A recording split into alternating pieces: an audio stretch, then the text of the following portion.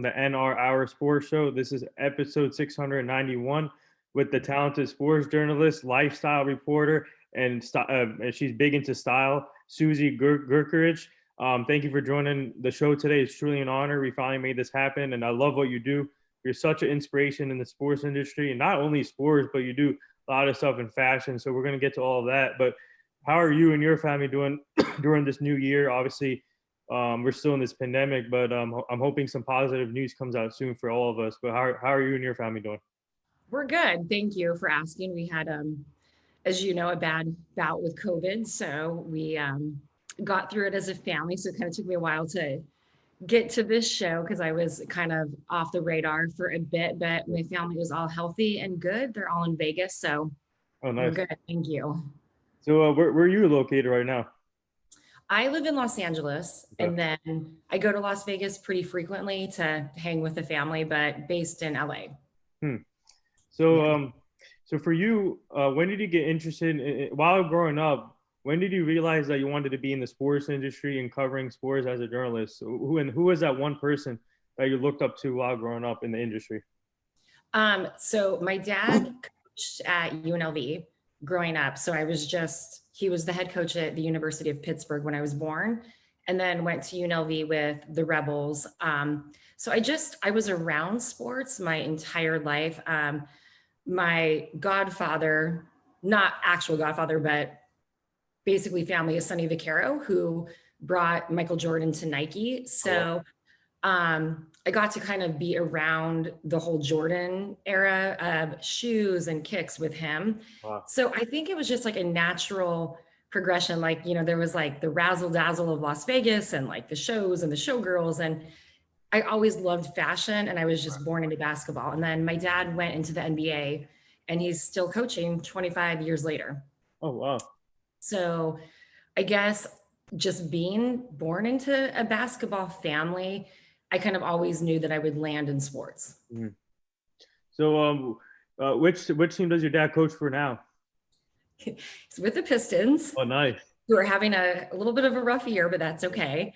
I think in general, sports has been a little kind of interesting, as we all know, the past year with the pandemic and bubbles and having no fans. But one of the best organizations he's ever been with. I truly love all of the people in Detroit. So speaking of Jordan, I had ISO Joe on yesterday, Joe Johnson, and I know that you like him too. And he said that he played against Jordan in his rookie year in Boston. So for you, what does Michael Jordan symbolize for you, especially with the shoe brands and you just said, and what does he mean to the game of NBA right now? I mean, I don't think that there's any comparison to him. I mean, for me, there are just so many legends in the NBA now throughout the years, but the Jordan brand, he was the first player to actually sign a shoe deal of that caliber. And what he's done with that brand has just been absolutely astounding. And so I think I'm a Jordan girl, that's basically all I wear. And I don't know, it's just when I wear my Jordans, it's just like nostalgia for me. Yeah. And you just kind of always think of what he did as a player, with the Bulls and just his career in general. So for you, obviously you have to be persistent in this business, in the industry. So for you, what route did you take when you were pursuing your passion within the journalist field? So what route did you take for your own? I have a very interesting and different route, and I think it's good for women to know that because I don't have a background in journalism at all. I did this on my own, which, I always tell girls, you can do anything you want. I worked for a sports agent for about 5 or 6 years. He had Kobe Bryant, so I got to watch Kobe sign his shoe deal with Adidas when I worked there. And I also went to the Fashion Institute, and I decided that I wanted to get out of sports and become a wardrobe stylist. So I kind of jumped into that. And kind of as wardrobe styling was kind of slowing down for me, I just started a blog and I started writing, and all of a sudden just kind of decided I wanted to interview athletes on fashion. And I don't have any background in interviewing journalism at all. I learned it all and just took, tried to do it. I feel the most at home when I'm talking to players about fashion. It's really natural for me. But like at NBA Summer League, I was hired in, I had to jump in and interview them on basketball. So I've just kind of learned it myself. So I kind of tell girls, I mean, I know now those courses exist in college. I didn't have those. Um, but you can do it. You just kind of have to put a lot of dedication into it. Yeah, that's amazing. Your story is really amazing. And for you, how like going into the obviously with the summer league and not knowing what to ask. So what did you do to prepare for the summer league? And were you nervous when you got into the stadiums and all? Yeah, it was my first kind of big job. Most of my interviews I was kind of getting on my own and doing them with my individual editing videographer and editor. So there was a lot leading up to summer league, a lot of meetings, a lot of phone calls with all of the girls that were doing on camera. And it was really unique because it was a very small group of us. And we would know kind of the day before who we'd be interviewing. So I would sit down with the social media manager and the editors, and we kind of go through what we wanted to ask these players. But there were times when, I'd be on the sideline and I'd see an athlete and he was wearing something fantastic. And we'd ask, the PR, the team PR if we could interview him. So some were really on the fly. So you have to be prepared. They only had me doing fashion mostly. So you kind of just have to know what's going on in the fashion world every single day at all times. Hmm.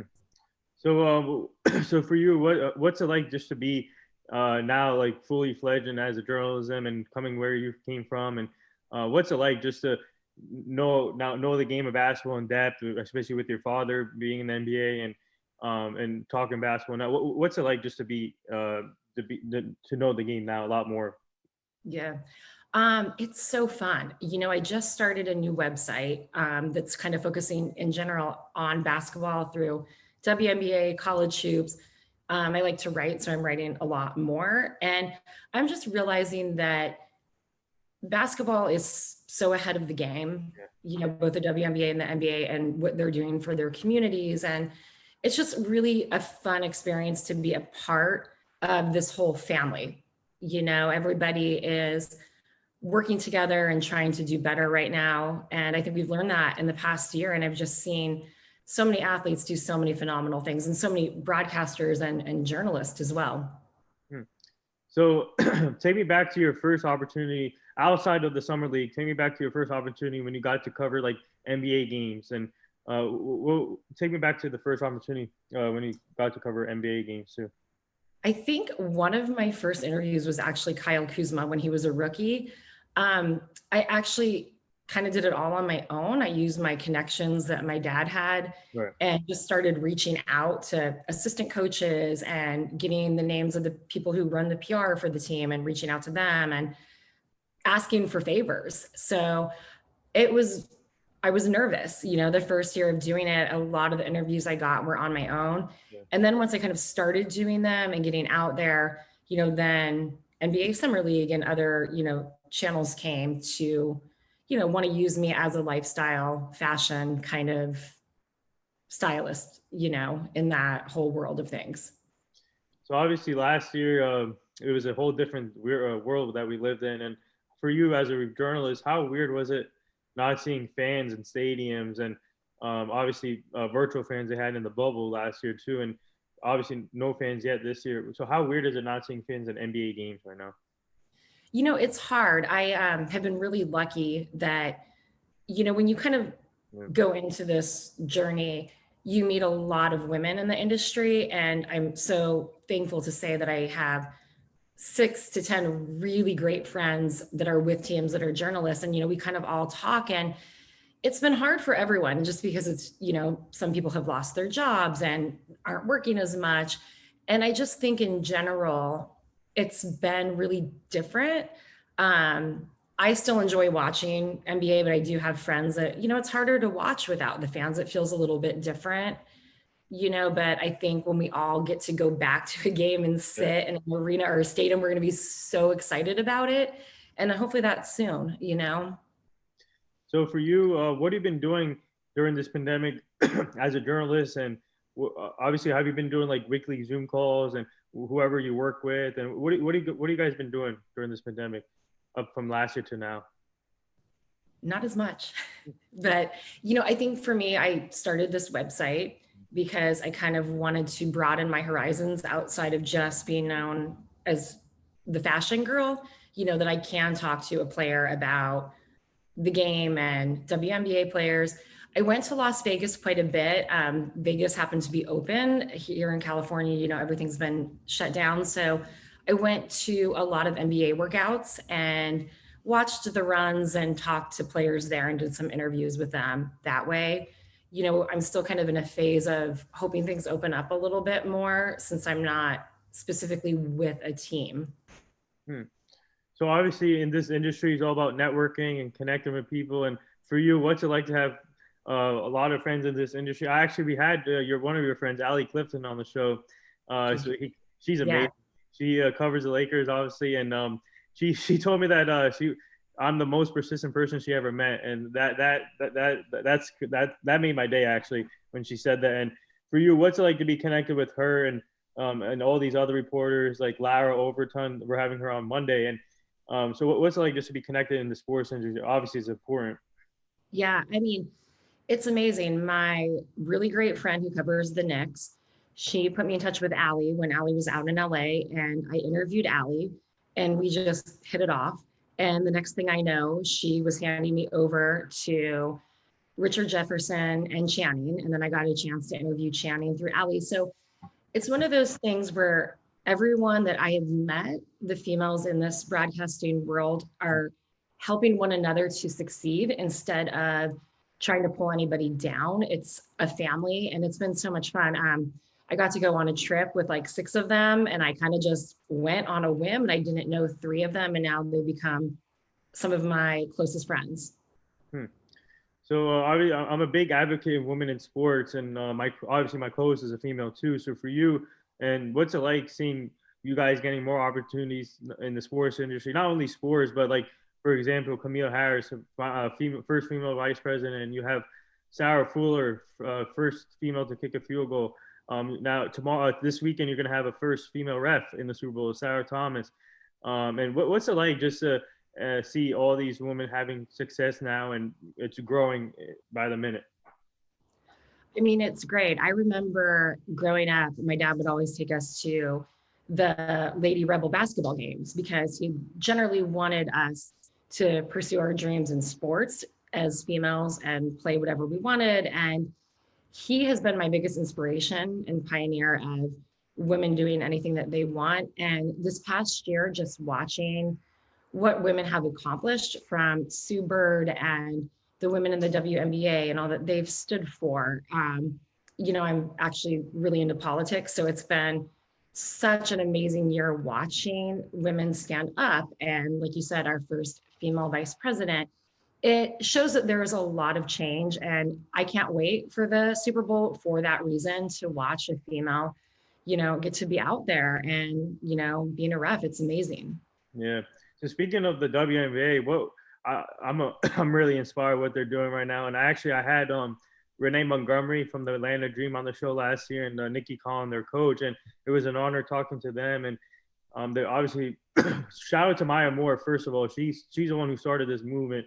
So what's it like for the WNBA growing, and the commissioner's doing a fantastic job with them, and with all these players and the coaching staff, and speak on the WNBA's growth and what the commissioner's doing right now. I mean, Adam Silver has been so great for the game. He's been so great at listening to the players, both in the NBA and the WNBA, on what they want and helping them to get to those goals. For me, they really stand out to me as athletes with a purpose. Again, I was watching CNN one evening and Sue Bird was on, and they've become advocates and we look up to them. My niece is probably 11 and she loves the WNBA. She's a basketball player. They're becoming so much more fashion forward. They now do their tunnel walk as well. And so it's so fun for me that little girls now are identifying with these players. They look up to them, and I think that they have a purpose. And every WNBA player I've ever met has just been, they're just phenomenal people. I've had really great experiences interviewing all of them, and I can't wait to see how that league progresses. Hmm. So, so for those interviews you've done, what would you say is your most? Obviously, I think most reporters will say all of them are great, but for you, what would be your most memorable that you learned from and got from out of from? Gosh, I'm trying to think. I mean, there have been so many. Um, Kelsey is great. She was not able to go to the bubble, so I had a chance to interview her in Las Vegas, and her interview was really, I don't know, I would say it kind of really dug into me in a good way. She just was recovering from, pulling her Achilles tendon, and she just has an energy about her that's, just some people have this presence to them. And she just has a wonderful, wonderful energy about her and is always happy and fun. And, it's good to see somebody who's been defeated by an injury, or not defeated, but has had to take time off from an injury and still be so inspirational. Hmm. So for you, so obviously you're big into fashion. So when you interview these athletes or whoever you interview, what's it like just to talk about fashion and how? All right, did you interview Westbrook yet about fashion? Because I know he's big into fashion. To who? Russell Westbrook. I wish. I have not. He would be somebody I would love to interview. I think with these guys, I just, again, it comes natural for me. I love to talk to them about it, because I think what we're seeing now is it's starting, social media has really changed the game of fashion. We're seeing kids in high school that have these social media followings that already are into fashion. So I've generally had a lot of fun interviewing the younger guys, the rookies, the guys going into the league, the guys that are in high school, just because they're still kind of young and getting into their groove of what works for them, rather than some of the veteran players. Hmm. Although, I mean, I love interviewing all of them about fashion, but the high school and, young guys are fun because they're kind of getting into it and they don't quite know what they're doing yet. So it's fun to watch their fashion evolution for me. So tomorrow, I think tomorrow is going to be. Are you going to be watching the what do they call that? What they do for the NBA too sometimes during All-Star break? Like the pregame fashion. People who dress up. Are you going to be watching that for before the Super Bowl? Yes. Yeah. And I don't cover many football players. I Right. usually am really into the basketball world, but I mean, obviously follow them. Yeah. And, some of them, I mean, they just, they've got unbelievable fashion sense as well. Mhm. So I want to get to one of your interviews that I saw actually. I saw a picture of it. You interviewing Shaq. Yes. So what was that like? Getting to interview him, and where was that at? And what did you learn from him when you interviewed him? It was at a charity event that happens in Los Angeles. David and Dana Pump. They are brothers in the basketball world, and they throw this amazing charity every summer. And unfortunately, we didn't have it this past summer. And they asked me to cover the red carpet for them. So I got to cover all the players that came down. When Shaq came, I was nervous. I've only ridden in an elevator with him once in my life. So it was fun. He's a great person. He takes the questions and, stopped for everyone, but I was definitely nervous. Speaking of Dana Pump, I actually had him on the show last year. Yeah, he was. Yeah. They do a great job with their foundation and whatever and their program they're running. It's amazing what they're doing. And Yeah. but so I want to ask you about what are your excuse me, what are your overall thoughts on the NBA season so far? And obviously, we're halfway through already. It's going quick.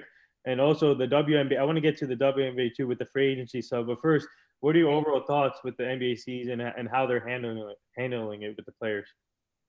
I think they've done a really good job. Again, Adam Silver's been so great. I know that some of the protocol is probably not the easiest to be in the hotel and not really able to leave and all of that. But I think the players have done really good with abiding by the protocol so that they can play and that everyone can work and have jobs. Because, I think the things that players do so, greatly is that they understand that, coaches have families, and, anytime you don't do things properly, it kind of affects everybody.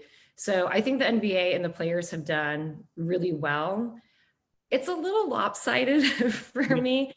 I mean, I think the bubble was kind of interesting to watch, and it still feels a little bit like an escalated game of pickup Yeah. ball some nights, because I'm like, but in general, like, I love that the Jazz are having such a good year. I've always really thought that they were a really strong team.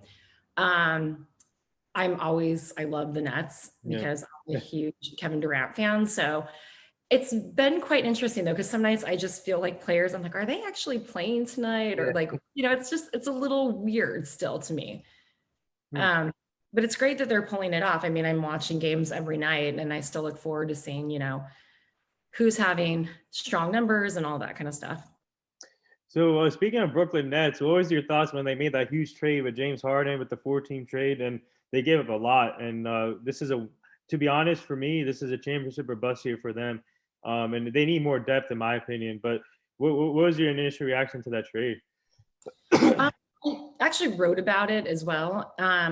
Kind of the same thoughts for you, the same thoughts as you. It's either they're going to be a championship team or it's going to be a bust. Defensively, they're not very strong and they need to figure that out. And you have three players that need to learn to work together, like offensively, if they're going to do well. I mean, so far they seem to be doing a great job. Like, the other night, I think Harden had like 15 assists, something crazy. He's had several triple doubles already with them. So I don't know. I mean, so far I feel like they're doing okay, but I do think that they need something else from me in order to actually win a championship.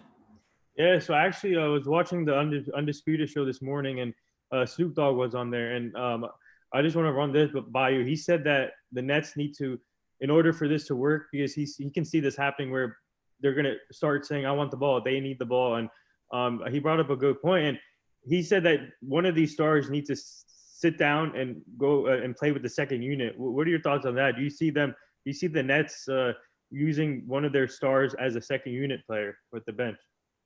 That's like, Um, not really. I mean, I think the biggest thing is if those three can work together as, not in that way, I guess for me, I don't know. I mean, I'm not there, obviously, so I'm not seeing how they are in practice with one another. And I think the biggest thing is how those three can work together and not have one person want to overshadow right. the other. Hmm. So, I mean, I can't really see one of them wanting to do that, but I don't know. Yeah, so I want to.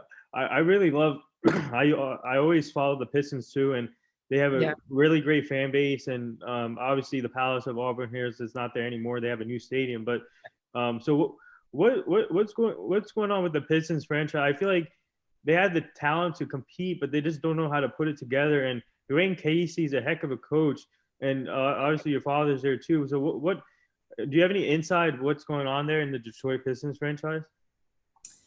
I think for them, they're really in a rebuilding phase. I think that they are understanding that they have a lot of young players right now that could be very talented, and then, you've got Blake there obviously still. And, I think they're really in this, we need to rebuild from the ground up type of mentality. I don't know what will happen with Blake or D Rose. I, could see them, both of those players could do really well for a team that is making a championship run.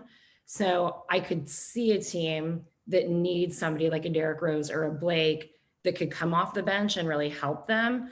So I'm not sure where those two will land in the next year with the Pistons, and if they will really just kind of try to clean house and really rebuild from the bottom up.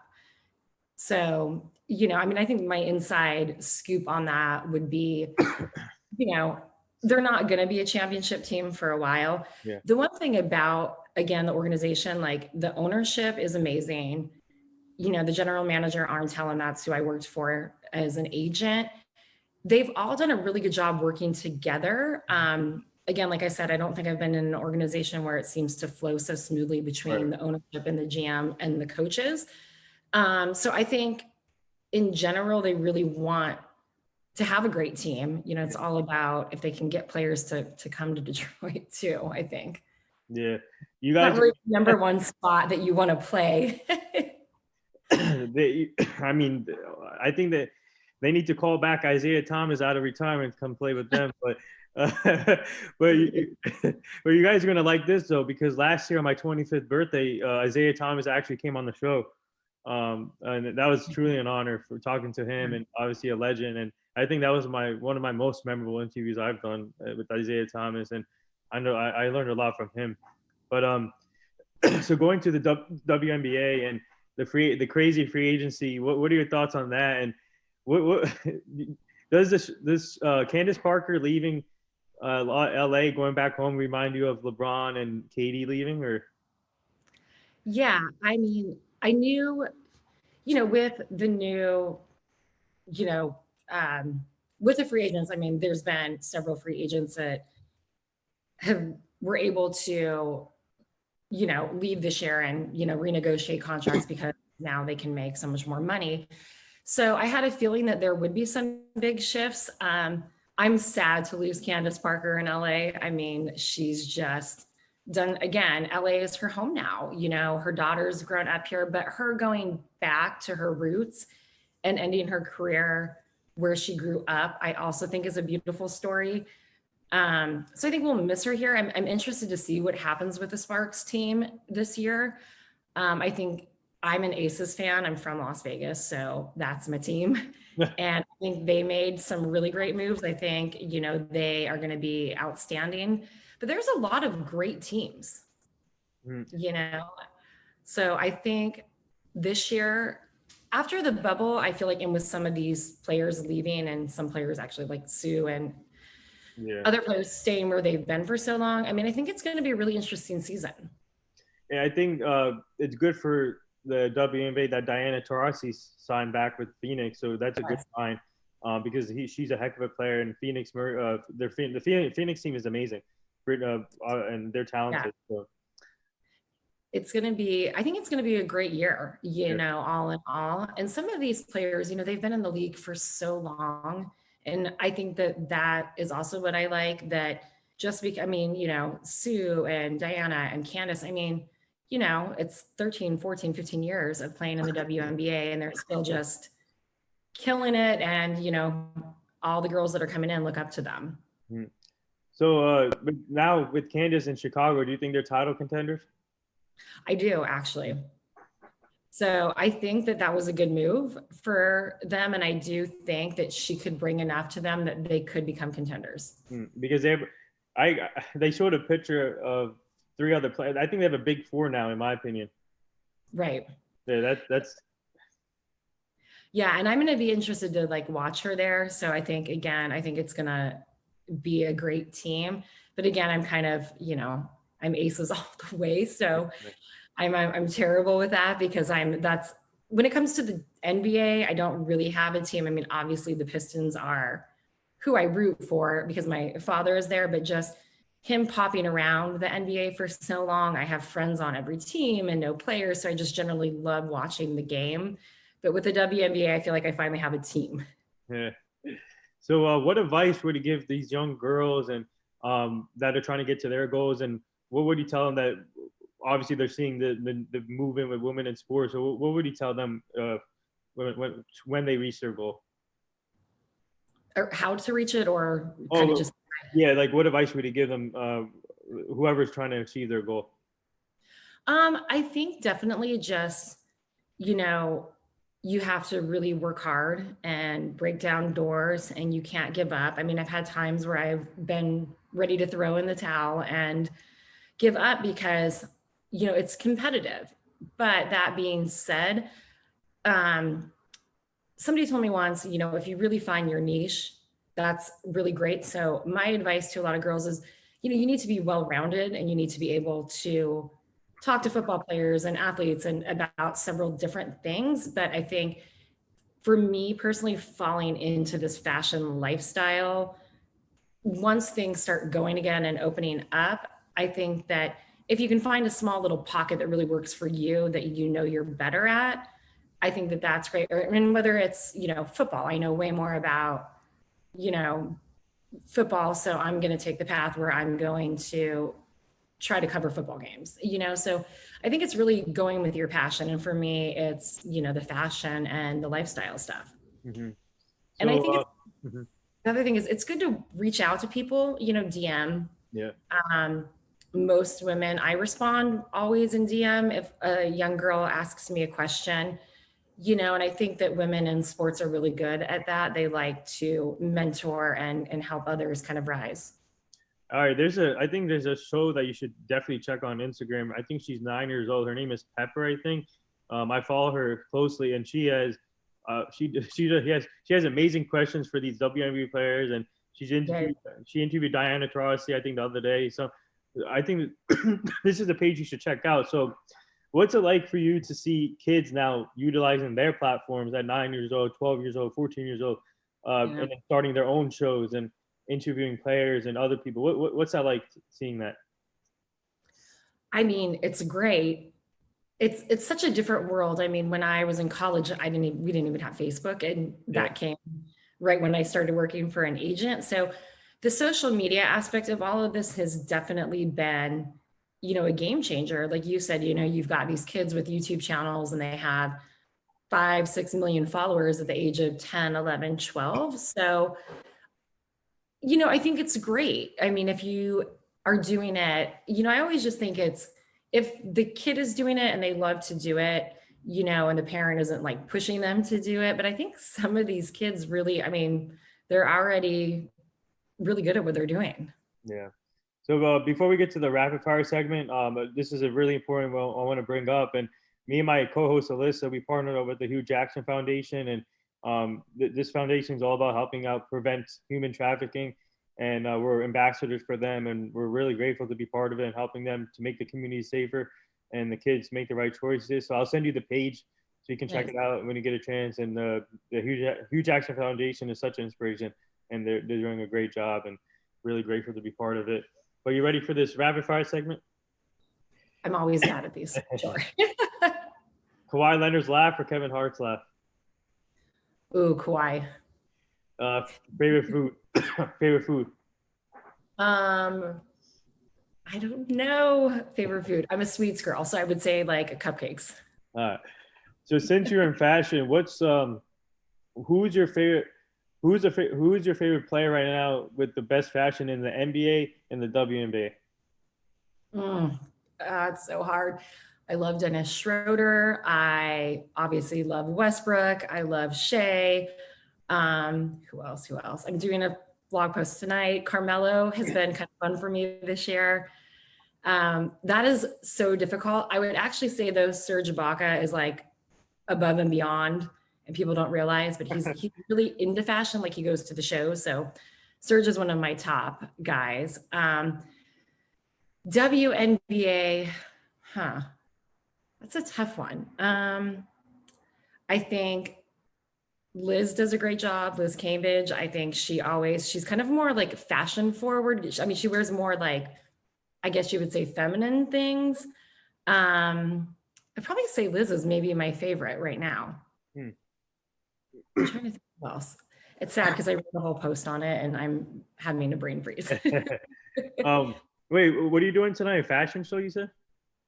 Me? Yeah, what are you doing? You said you were doing something today. Oh, so every Friday on my website, I do Friday Fits, and I just do my top 10 of the week. Oh, okay. So I already have my top 10 picked out of guys this week on who kind of nailed it and who did not. Most memorable interview you have done in your career so far? I would say that, gosh, these are all so tough.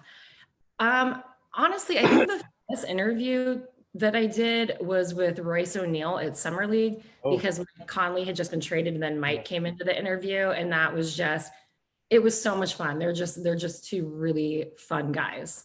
hmm. So who's the funniest person that you work with right now? The funniest person? Yeah, that you work with right now. Well, I guess because I'm working sort of on my own. Yeah. I guess I would have to say my manager because Hey, she's a crack up. And I by love the her. way, shout out to your manager for setting this up.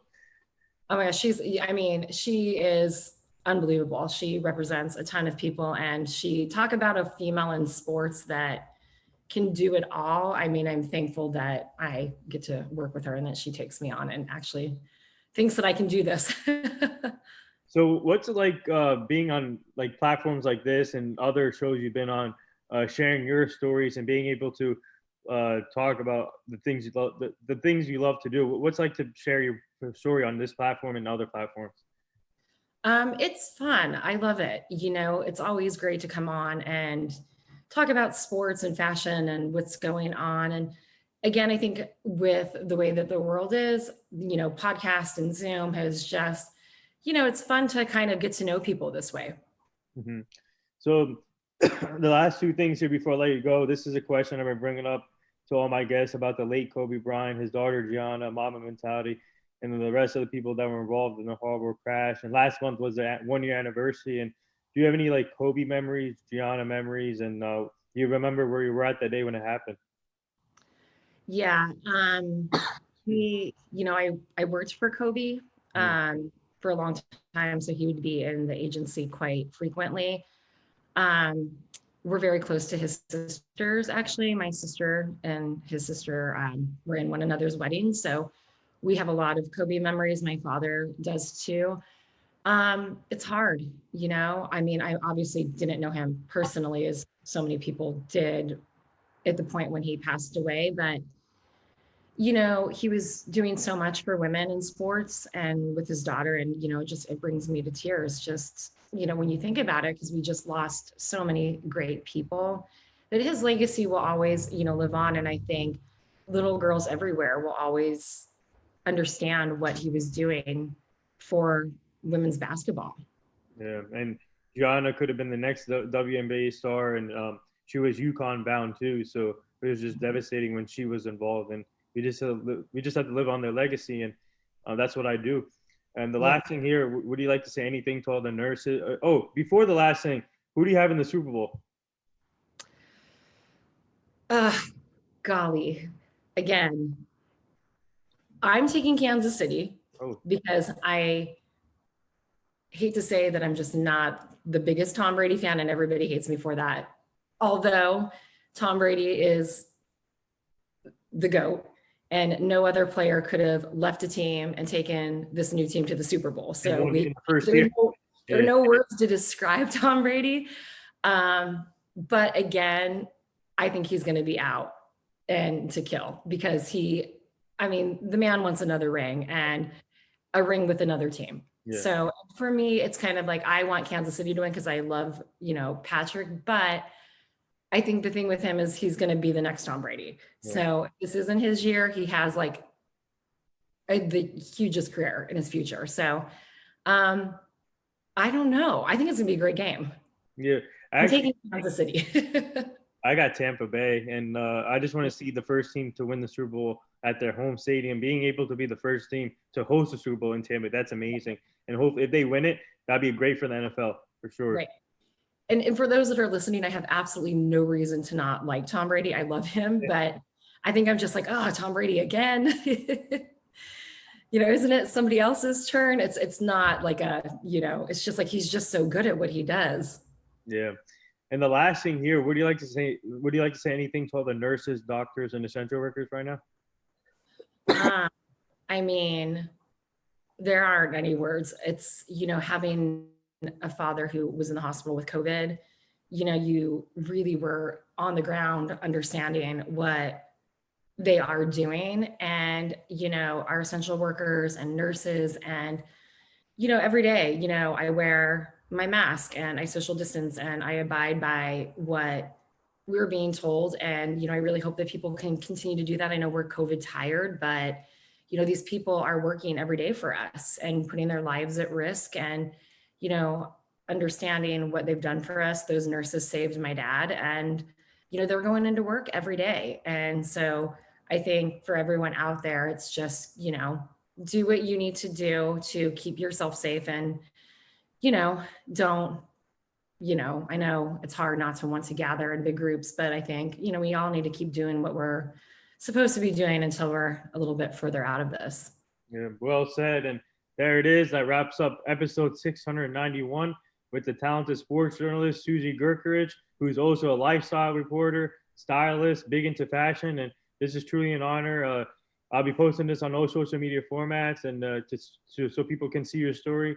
Keep up the great work. You're such an inspiration, and go follow her on all social media platforms. And thank you again. And you and your family stay safe. And tell your father. By the way, how's he feeling? Good. He's still in Las Vegas. Thank you for asking. He's gonna take the season off, but he's good. He's hanging in there. Yeah. Tell him I said feel better, and hopefully he gets back into coaching. I know, we hope so too. So right now he's coaching all the kids in the neighborhood. I think he's Yeah, but keep up with the great work, Suzi. I really appreciate you. I really appreciate what you do, and you're a hard worker too. So thank you. It was so nice to be here. And then again, in a couple months, just shout out at me and hopefully, we can do it again. Hopefully you get to meet my co-host too, Alyssa. Yeah. So yeah. Tell her I'm a big Gonzaga fan. Mm-hmm. All right. All right. See you. Thank you so much. Yep.